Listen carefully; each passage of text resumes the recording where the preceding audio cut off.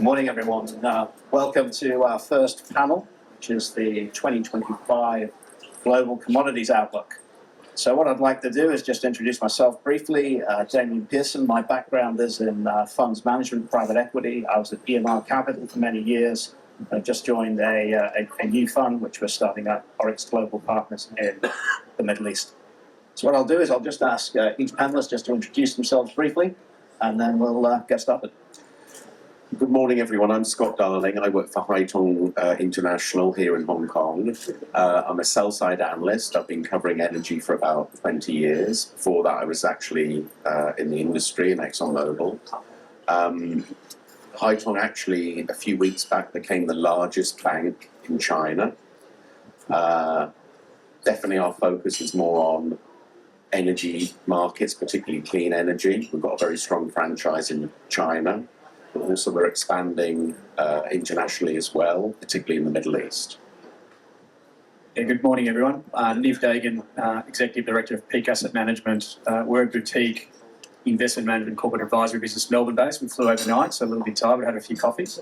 Our model is all about co-investment, so investors being funds, institutions, family offices, don't get anything from us unless we're co-investing our own capital behind. We are sector agnostic. Having said that, probably in the last 6 to 8 years, largely been commodity driven. So it's great to be here. Warren Gilman, Chairman, CEO, and founder of Queens Road Capital. We're a TSX listed mining investment company. Prior to that, I was a mining banker for 1 million years and ran Mr. Li Ka-shing's mining investments here in Hong Kong for the 10 years prior to founding Queens Road. I'm a mining engineer by background. Good morning, everyone, and thank you for having me here. My name is Tevis Michaud, and I'm a Senior Investment Advisor at Canaccord Genuity Corp, based out of Vancouver, Canada. And I'm also a registered representative in the United States as well. And my team at Canaccord, we've got clients globally, all across the U.S., all across Canada, obviously being based in Vancouver, Canada. We kind of love commodities generally moving forward here, but I'm also a certified financial planner, so we do kind of the entire breadth for our clients with regards to managing conservatively, but also focusing on wealth creation as well. And some of my business partners are here as well. And we have a lot of clients and capital based here in Hong Kong, which is one of the reasons why I'm here today. Thank you for having me. Excellent, thank you. Well, maybe just to get started, just the first question, I think what I wanted to sort of maybe Warren just ask you your views around gold. I mean, obviously it's hit record high prices, and at this sort of levels, do you think there's still value in physical gold and gold equities more broadly? Well, that's a great question to start off, and certainly very topical. And I must admit to having some personal bias. I grew up in a town called Timmins, Ontario, northern Canada. And my father was a lifelong exploration geologist, focused almost totally on gold his entire career. So gold is somewhat in the blood. I started working underground at the age of 16 in one of the local gold mines, laying tracks. Remember when mines actually had tracks and little railroads going? That was my first job, was laying track for those little railroads. So yeah, you could very honestly say that gold is in the blood. I started buying gold stocks when I was 14 years old and have never stopped. Never stopped buying physical gold. My biggest haul was, I used to live in Perth before I moved to Hong Kong, and the gold broker that I was running was the only gold broker that had an office in Kalgoorlie. And in Kalgoorlie, the local Aboriginal tribes would go around with their metal detectors, finding all the nuggets on the surface. And then they would go to our office in Cal and sell the nuggets to the local branch manager for a 5% discount to the gold price. And I had a standing order at the time. Whatever gold was brought into the office, I would buy at a 5% premium, give the office a small profit. So during that period, I collected a whole pile of good WA nuggets. Well, that period was 1999, 2000, 2001, and you might recall gold was $200 an ounce. So I've got a whole pile of nuggets sitting in my safety deposit box here at HSBC at 1 Queens Road, valued at sort of like Fort Knox. It's valued at $200 an ounce. And so what's that gone up 15-fold in the last 25 years? So I guess not a bad return. So I'm setting the stage to tell you that I'm biased. So what am I going to say? I'm going to say, of course, it's a good time to buy gold. I mean, this is the best time to buy gold. All sorts of reasons, all sorts of non-explanations. The fact of the matter is that, yeah, buy physical, gold equities have not performed well. Queens Road Capital, about 20% of our net asset value is in gold exposed investments. And notwithstanding the fact that the gold price has gone up 50% since we've made those investments, every single one of those stocks is lower today than it was 3 years ago when we made the investment, notwithstanding gold price. So talk about underperformance, the gold equities have underperformed. Are gold equities the place to be in preference to physical? I'm not so sure. Given the underperformance to date, one might argue that they're a loaded spring ready to go. So potentially, yes. I hope, yes. Certainly the money hasn't trickled down to the junior mid-tier market nearly as much as has benefited the seniors. So hopefully that will come good. But the short answer to your question is a good time to have exposure to physical and to equities? I would say wind is at your back. And the great thing about gold, especially when it moves, especially when it's at these early stages of moving, which I would argue were very early stages, there's literally no upper limit. You know, if Bitcoin can go to 100,000 and people are arguing it's going to 1 million, and that has no fundamental value whatsoever, pardon me if you're a Bitcoin investor, it goes there because that's what people are willing to pay. What are people willing to pay for an ounce of gold? 2 years ago, they were willing to pay 2,000. Now they're willing to pay 3,000. 2 years from now, will they be willing to pay 10,000? Of course they will. Of course they will. So there's really no upper limit to where gold could go because it's not a fundamental supply-demand argument. It's all about what people are willing to pay. And in that regard, I think there really is very little in the way of upper limits. Thanks, Warren. And maybe just, picking up on some of those themes, what are you seeing sort of, from sort of broader investor base and appetite for gold equities? Are you seeing it strong or, are people looking at more value hunting and other ways? It's a case of haves and have-nots. And that seems to be the way the market moves these days. If you're an Agnico Eagle, you're one of the haves, and people desperately want you at almost any price, and that is just going to keep going. If you're a Barrick, you're out of favor for many, many good reasons. If you're a Gorilla Gold that has just made a great discovery and did a financing this morning, there's tremendous demand. But if you're an explorer out there just punching holes, hoping for the next hit, it's extremely difficult to raise speculative money. That has not changed. So haves and have-nots. Maybe, just to bring you into this, Tavis, when you look at sort of Canada and we just look at then between different markets, maybe just some comments. I mean, often you hear a view that, the Aussie is a bit depressed and then they get on a plane and land in Toronto, right? Just to what extent do you think that's true and what are you seeing between the different markets? Well, the Canadian market has definitely been a lot quieter than the Aussie market per se over the past number of years, but I guess the Canadian market tends to lag the Australian market by about at least 6 months or so. So we're starting to see a little bit more of an uptick on the Canadian market. I think with the depressed Canadian dollar and the increase on the US dollar, the kind of the buy Canada trade is coming as well. With the price of gold being 3,000 US, which is approximately 4,300 Canadian gold price, the Canadian producers are now starting to print capital. So the right assets, and like Warren pointed out, if you're just out there strictly exploring, you haven't made a discovery, it's extremely tough. It's still very difficult to raise capital, but we're starting to see that influx is starting to change somewhat. Some of the ones that are getting some nice discoveries, the capital is there. There's been many bought deals. Canaccord's one of the we're the largest financier, the commodities space in Canada, and our group does a lot of those financings as well. So we're starting to see more of an uptick. The right management teams are also starting to get a lot more attention with coming to the table with kind of new and better projects. So it's certainly not crazy by any means, but we've been doing this for long enough that you can almost start to get a feel and a sense for it, and it feels like it wants to start to come back. The retail investor isn't there yet.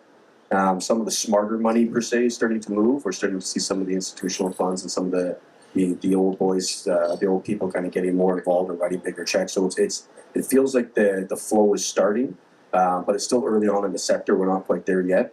And now with gold price being at all-time highs, silver's playing some catch-up. I think copper's going to be a great place to be moving forward. So with the gold producers per se, like, they're just starting to print money on their balance sheets. And as that capital starts to build up on their balance sheet, shareholders are going to look at them and say, hey, I need to do something with that capital. Then the M&A cycle is going to start to pick up. And that's when it's going to start to trickle down to the more junior stocks. And that's when we're going to really start to see the stock prices, I think, start to play catch-up with the price of bullion. Right? Because to date, as Juan pointed out, the stock prices just haven't moved yet. Right? There's been the odd darling that's done extremely well. But it's not there yet. But at Canaccord as a firm, we see the next super cycle in commodities coming, and I think it's finally kind of at the door here. But it's not there yet. It's coming. We're very optimistic moving forward, and we're starting to get a little bit more aggressive. Thank you. Maybe we'll just turn away from gold and just have a bit of a discussion around sort of steel feed commodities. I mean, iron ore, if you take a view, has really held up very well. But over the past sort of 3 years, coal or met coal has performed very strongly. This year, you've certainly seen a bit of a turnaround at that. I think probably very linked to the outlook of steel production in China. But really, we're just, what appetite are we seeing for sort of, coal equities and more broadly, the outlook for prices. Scott, maybe. That's some of your comments. Look, I would say in general for coal equities or broader commodities equities, I think, I've been here for over 10 years. Coal equities look good value. Energy equities look good value. And we've been talking about this for many, many years. So when I've seen coal or energy equities or commodity equities outperform the market, it's because prices have quickly increased. You can buy, if you want, Shenhua or whatever you want, PetroChina, who cares? It's good value. You can point to all our charts, it's very good value. These investments have become commodity bonds. They'll give you 10% yield, 5 to 10% yield, fine. If you want that, great. Will these equities really outperform the market? And the answer is no. I completely appreciate that China should use coal. Will it? Probably not. It's trying to reduce its dependence on coal. But these equities are good value, and all they can really do is give you back the money. And you will invest that money in NVIDIA or those growth-type stocks. And we have been saying this literally ever since I've been in Hong Kong. So if your investment style is about income, then okay, fine. These guys are state-backed, especially over here. They're not going to go bust, but they're not going to give you any performance. So what I found is that investors here will still own Shenhua a little bit to get ESG stuff, or PetroChina. And the money from the dividend they will use to invest in BYD. And so that, I think, has been the sort of the investment view for many years here, not just actually in Asia, also in America. Same thing, Exxon, my former company. It's a great company, it's never going to go bust, very well managed, and give you 5% yield, I'm guessing. But you will take that yield and you will invest it in a NVIDIA or Microsoft or whatever. So I think that's the sort of investment perspective. Where do I think coal prices are going? I absolutely don't know at all. I would like to think as an environmentalist that we reduce our dependency on coal, but I've got to be honest, if if I'm an Indonesian person, yes, I want to develop coal. It's the cheapest form of resource in that country, or China.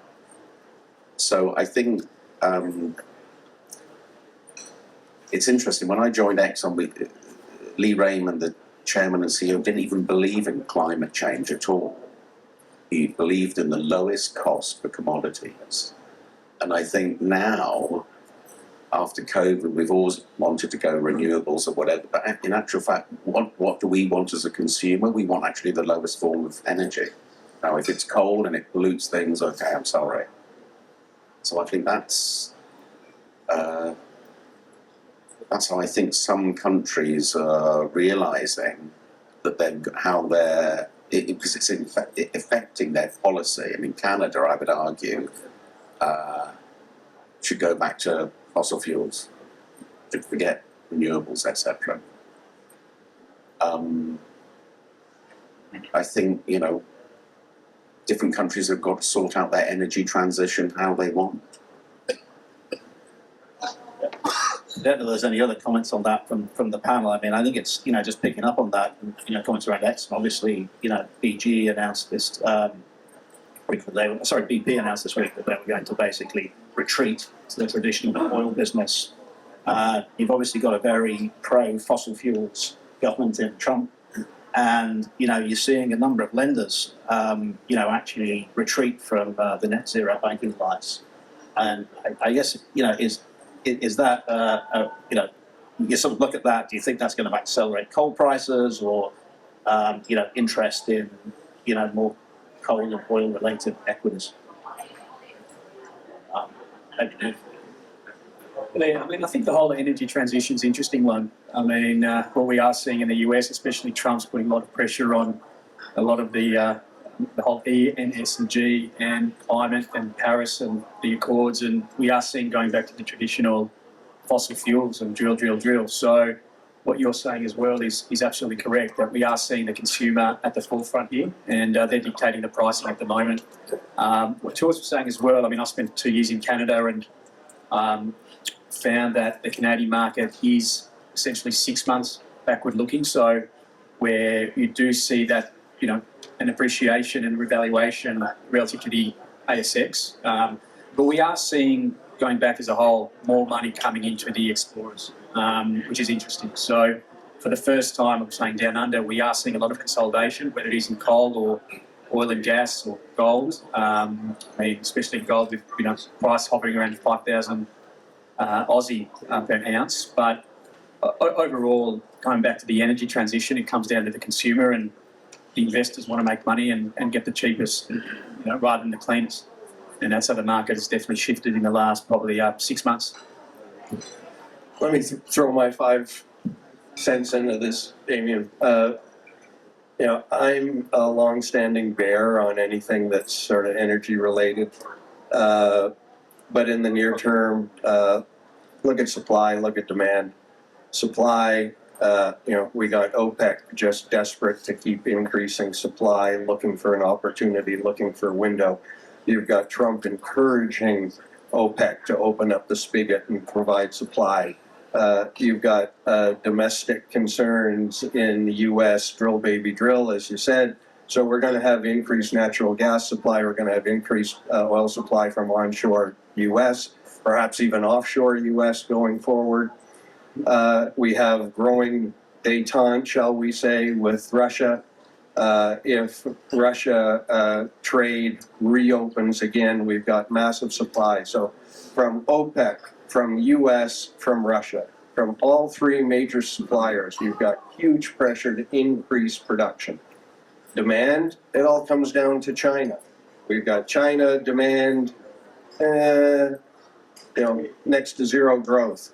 We've got global growth in terms of potential European and U.S. recession. We're now building in 2 rate cuts in the U.S., and we've got growing bets on a recession in the U.S. So mitigating demand, massive impetus for supply. How can you be a bull in that market? Just don't touch it. I'll just jump in here. I think you can be a bull if you think that interest rates are going lower and Monetary policy will reduce, and essentially another wave of quantitative easing. But rates are falling because we're potentially going into a recession. Yeah, but I mean, Trump wants to potentially restructure the debt at the lowest point and become a hero. So he's definitely got an end game, we feel. And that end game is lower prices for the American consumer. He realizes that the one card he can play, lower energy prices in the U.S., don't care how we get there, don't care if it costs the Saudis, don't care if it costs Exxon, but if it's cheaper gas at the pump, I'll get more votes, I'll get more popularity. That's not a recipe for higher prices. And how do you think tariffs play into that, though? Tariffs are a tax on the American people. All of these costs get passed on to the American consumer. They will pay the price. It's a way for him to lower corporate taxes and increase personal taxes without increasing taxes. It's a money grab from the American population, not from the world population. The world doesn't pay for American tariffs, Americans pay for it. how does that benefit the US consumer? Not well. Hence the recession goal. Hence, that's the bullish outlook for gold. Right. I mean, maybe just staying on the themes of sort of Trump. I mean, what's very interesting, I think, if you look at his recent announcements around looking for security of critical minerals, looking at promoting mining in the US, looking at essentially trying to shorten permitting timelines. You kind of look at the dispute with Canada. I mean, is this the sort of where does this end? Is it the end of friendshoring? Is it really credible to think that a minerals value chain can be built in the US? Or maybe I'll ask you just to start there. No. No, it's all pretty humorous, but at the end of the day, unless you have long-term offtakes with government guarantees, what private money is going to invest in uneconomic mineral developments in the U.S.? If it's economic and should be built, then the only thing holding up the development of that project was permitting. If we can increase the pace of permitting, that's great. But there is simply not going to be uneconomic onshoring without U.S. government offtakes. Look at uranium, for example. I mean, effectively there is zero. The lights in New York City, Chicago, L.A. stay on because of Russian uranium, Russian enrichment, Russian conversion. Talk about a security risk. That's how the lights stay on. And yet, the U.S. refuses to give commercial guarantees to incentivize enrichment in the U.S. Therefore, enrichment will not occur. Therefore, for the foreseeable 20, 30 years, we'll continue to be reliant on Russian enrichment. The U.S. government does not take it to the commercial level, whereby, yes, we will pay you and we will pay you higher prices. Will the U.S. pay you a higher price for copper that's produced in the U.S. versus copper that's produced in Australia? No. Will they pay you a higher price for rare earths produced in California versus the rare earths that are produced in China? No, they never have. They've been doing this for 40 years. They've never paid more for domestic production. And even under the Trump administration, they're not saying they're going to pay you more. So will it happen? No. So really there is, the global cost curve is just going to play out here, which, really says that it's going to be very hard to shift, a lot of the critical minerals production and processing away from Asia. That's the piece. Is there any alternative views there? And, what is the interest from investors in that sort of, critical minerals? And let's look at lithium particularly, which obviously with hydroxide prices, below 10,000 tonnes, is literally, a space which is pretty tough at the moment. Is there investor interest around that? Maybe I'll just start with that. Well, I think it's right now from our standpoint in Canada, there was obviously a crazy lithium boom, right? And as most things get overbought, overstretched. That period of time, I went down to the Sigma lithium mine down in Brazil and went and checked out the operations and went and kind of looked at these things. It was a couple of years ago, and during that period of time, we kind of went down there and actually looked at the operations, checked out some other nice discoveries and whatnot, and we kind of came away from that saying, sell lithium, buy uranium. And then there was a good uranium trade at the time, right? So these things are they fluctuate, right? They kind of there's trends and ebbs and flows, right? So on the lithium side, there's not a lot of interest right now, especially on the capital market side. I'm just focusing more on Canada, but we actually just looked at a lithium deal that came across our desk just last week, and it was because of the players that were involved, the size, the scale, the cost of production, etc. It's not something that's in hard rock in Canada that's never going to actually turn into a mine. So we're looking at it kind of longer term because we do see some value that asset class is not going to disappear, right? So there are some flashes in the pan per se, right? And quite frankly, I think there's opportunities in critical minerals right now. That's a kind of a hot term. Just like kind of AI might be a hot term, but it's those are things that you kind of need to look at. We like our business. We benefit when our clients benefit. So we have to have a long-term time horizon for our conservative capital management. But when we're looking for wealth creation, that's where you want to look at these trends that are emerging, right? So right now, are we actively buying lithium or getting involved in that segment per se right now? The answer is no. But are we starting to look at the segment again because we think it's coming back? Short answer, yes, but it's not happening overnight, right? And things with politically and kind of the U.S. kind of buy U.S. Are they going to be able to change their fleet? Everything in 4 years? Probably not, right? It's just not going to happen, right? This isn't a political game, right? But from my standpoint, Trump, everything that he's done, commodity prices are starting to go for a run. So selfishly, that's good for some of our clients and some of our issuers. So we have to look at the opportunity. We're starting to see a lot more deal flow. Like there's been a few coal deals that have come across Canada's platform that I haven't seen a coal deal in 15 years, right? So some of these things are starting to, they're worth looking at because we think that we can make money for our clients, right? But it's a lithium. Yeah, we're actively looking at it right now, but we're not ready to jump in again. We had a good run on that a few years back. I wasn't a buyer of lithium per se. I'm not talking equities for the last couple of years, but we're definitely keeping our eye on it. There's been one of our investment banking clients out of Toronto just came to us with a pretty interesting lithium deal that we're looking at right now. That we haven't seriously considered anything in that space for 2 years, but now we're looking at it again. So, but that again, that's more of kind of a longer term trend, and we kind of see coming back over the next couple of years potentially. But again, I'm looking at kind of the deal flow that comes through Canaccord, and we see hundreds of deals every single day. And so that's where we can kind of start to look at the barometer on what might be in favor versus what might not be. And you can see what's getting financed, what's a bought deal, what's getting oversubscribed, and that's where you can kind of start to get a little bit of barometer of what sector might be in favor for your clients over the next 12 months, that type of thing.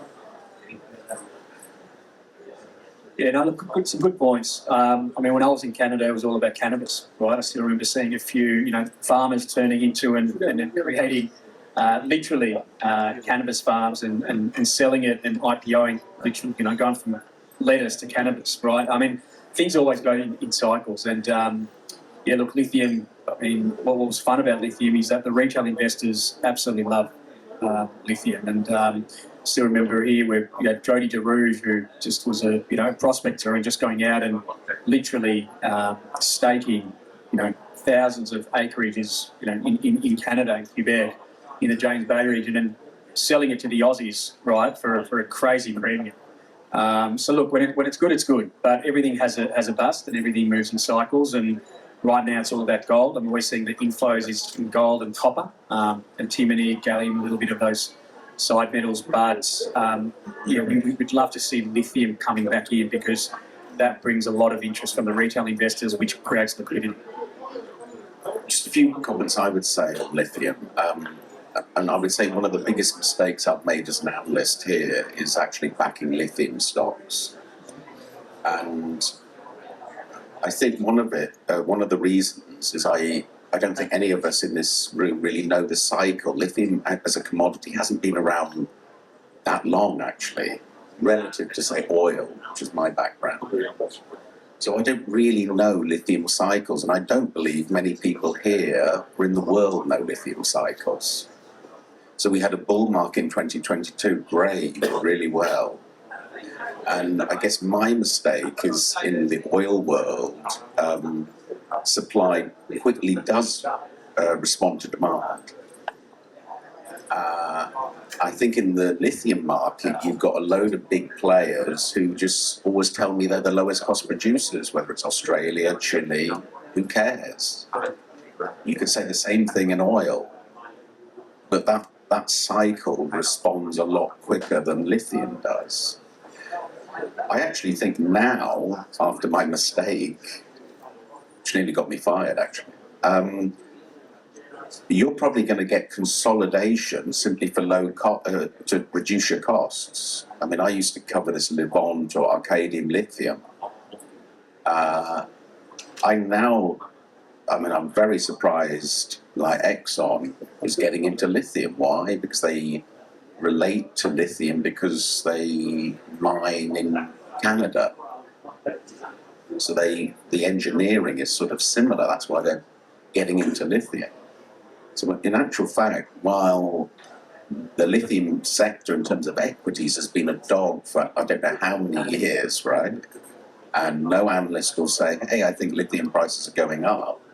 Ironically, I think lithium equities might actually do well simply through M&A and consolidation.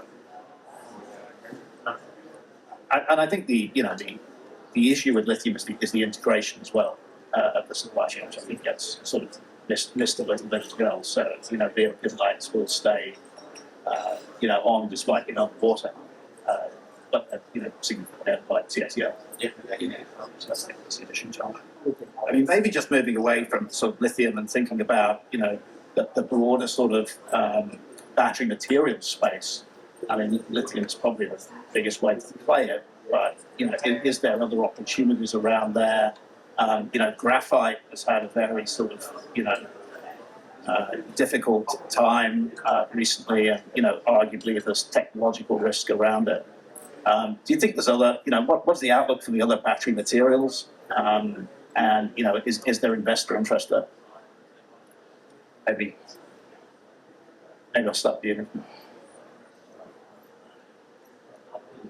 Yeah, look, I mean, I think in terms of battery materials, you're looking at graphite, you're looking at nickel, you're looking at the antimonies, the galliums of the world. But going back to graphite, it's been very hard. And you see a really strong correlation between the price of graphite relative to lithium as well. So, in terms of when you look at the lithium-ion battery, there's more graphite and copper, let's say, relative to lithium, so as a percentage. So I think we do need supply disruptions coming through. It's interesting, we backed a company going several years ago called Volt Resources, and they've got the third largest resource in the world in Tanzania, and that's absolutely struggling at the moment. Having said that, they are working on the downstream business in the US, and they've got a processing facility in Ukraine, which is interesting. So they were trying to capture the whole end-to-end side for graphite, and in the process of hopefully picking up an $8 million US grant. But yeah, look, graphite's still tricky. I spoke to another CEO last week, Metals Australia. They're drilling in there in Quebec, actually, in Canada.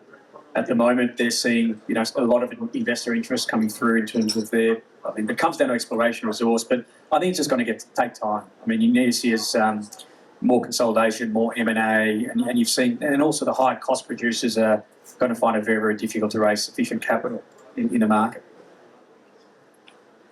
Warren, any comment on the broader battery material space?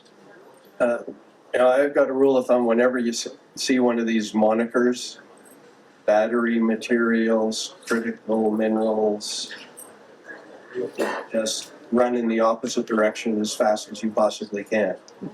Now, why are we all of a sudden renaming metals? Each individual metal is different. Each one has its own supply-demand fundamentals, and you need to judge each one on its own merits. Name me a metal that isn't critical. It's hard to find one that is replaceable easily and economically. They're all critical. So why all of a sudden we're using this term critical minerals? Just look at each individual metal. I was never a believer in the whole battery metal concept. I mean, nickel was never a battery metal. It never will be a battery metal. Nickel is used in stainless steel. That's what sets the price. So whatever the demand is for nickel in batteries going forward is going to be a price taker, and it's a rounding error. So don't get caught up in the whole let's reclassify metals according to new marginal demands.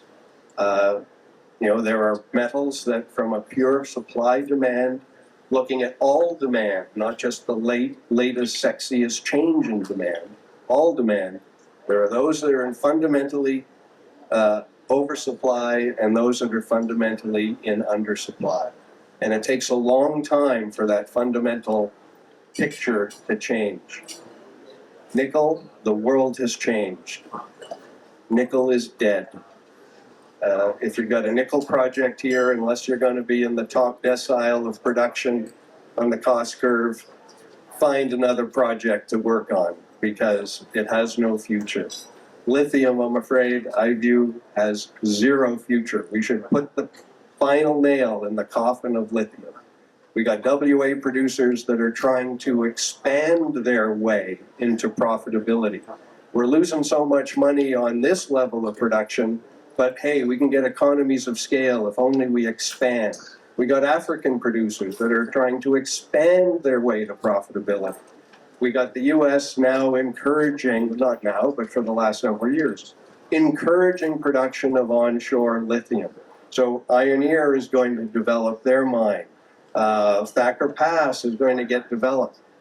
The world does not need one more lithium mine. It needs to close a bunch of lithium mines. But those mines, they're massive, and they are going to get built onshore in the US. Is that going to help the lithium price? No, it's not. Let's put the final nail in the coffin of lithium developers and say, guys, just stop. Stop. The world doesn't need any more of this stuff. Let's move on. And let's never utter the word battery materials ever again. I think that's right. I mean, you see a lot of this, right? I mean, manganese is probably the other one as well, which is sort of thrown in there, right? And the margin in demand, as MP batteries is limited. Maybe just sort of a slightly different type, which can obviously create supply-demand imbalances, is just some of the restrictions which China's placed on the export of metals. And I mean, personally, I always find it tough to invest on the basis of potential government action, because that can be removed pretty quickly. But maybe just start. Do you think any of those restrictions which China's announced could actually create investment opportunities?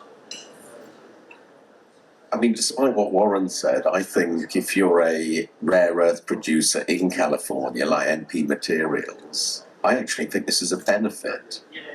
Bear in mind, China has still kept NdPr oxide 25% tariffs on foreign imports of that product. So we've already got the tariffs, so I don't think anything's going to change for that business. So, and Linus is the same, and both of those companies have been diversifying away from China anyway. MP Materials as an equity hasn't done very well, simply because the market doesn't sort of believe it's going to really ramp up its phase 2 and then phase 3 production. But would I want to be in their shoes? Absolutely. I think it's a great business. So if you're an American producer of commodities, I think tariffs will be a benefit. Maybe not to the global trade or whatever, but as long as we keep the Inflation Reduction Act and I was coming here, I haven't seen anything that Trump has said of redacting some of that act. So if I'm a solar producer or I'm a producer of lithium or whatever in America, I still think I get his production tax credits at the moment. I do agree with some of what Trump has said in terms of, I don't want electric vehicles, I want to support all electric vehicles in America or things like that, but I definitely want to support economic, low-cost energy. If that's solar in California, bring it on. If it's natural gas, I still can't understand why the world doesn't embrace natural gas a bit more. We go straight to this, crazy green hydrogen or whatever. That is a commodity which has done extremely well, and it's in abundance, and we can manage the carbon footprint. I think that's where the American energy industry is coming from, that we're still going to pollute, but by the way, we'll take your CO2 and we'll dump it in the ground or put it into space or wherever. Thank you. Oh, yeah. We've got about some 10 minutes to go. I mean, maybe at this point we'll just see if there's any questions from the audience.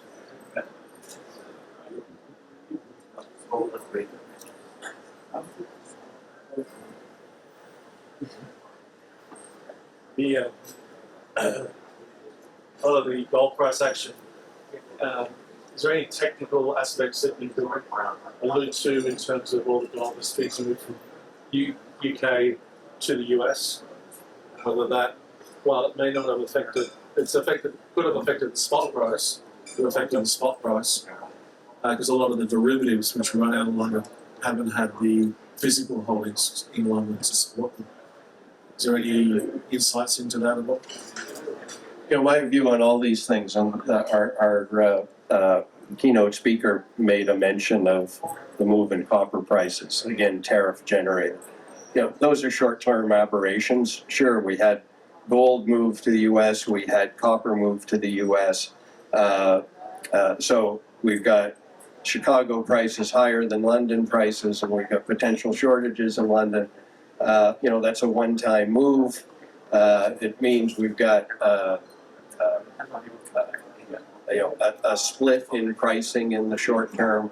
But in the future, will there be flow back? It depends on the tariffs. If there isn't flow back, it means we've already satisfied demand for copper and gold in those markets for the next how many weeks, how many months, which means lower demand. So ultimately, those prices are going to come back down. These are short-term aberrations that are done by, tariff moves, and I think it clouds the overall impact of what we want to see, which is long-term global change in pricing. That's mine.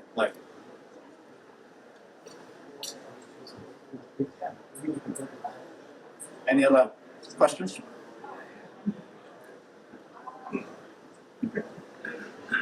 I'll leave Canada out of the calculus. Wake up tomorrow in Greenland and Ukraine are now part of America.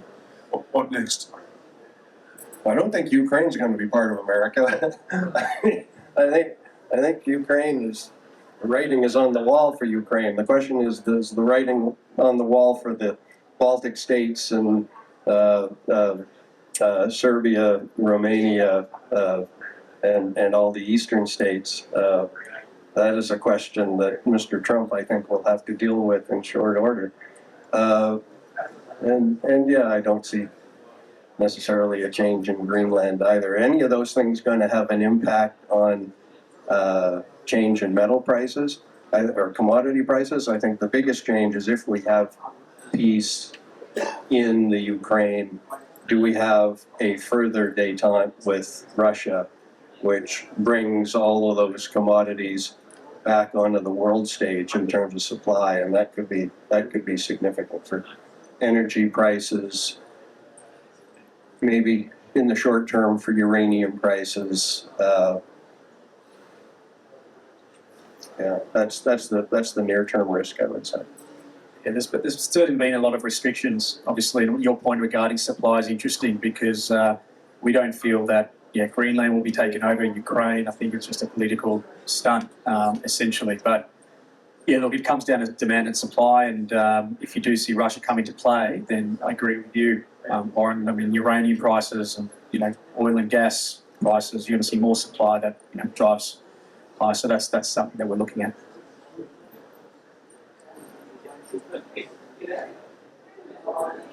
Any other questions?